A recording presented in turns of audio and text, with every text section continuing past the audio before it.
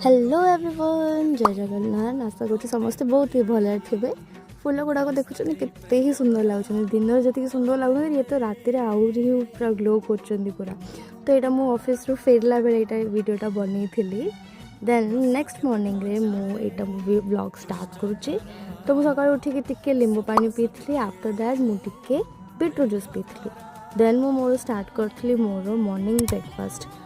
यही सब ये खाऊँ मोर हेल्थ टी खराब हो जाए। तबे मो वॉइस कणी हालात तो टिके हेल्थ प्रति टिके सावधान होगा पड़े। चल झूठा। देन ब्रेकफास्ट कला शोई पड़ी। देन उठली सीधा लंच और लंच थिला पनीर मशरूम खट्टा डाली भात एत सारा खाइला पर मो फेस देखुं मु पूरा उड़ूली पवन में पूरा। एक तो देह खराब से पुणी काम। चलो यार काम को टिके साइड रे रखी टिके मैच देखीदबा। जेहेतु आमर एटा इंडिया मैच चलता तो इंडिया जीति भी सारी तो से खुशी आम शांति से खाई पी कि सोइबा। रहुची बाय गुड नाइट।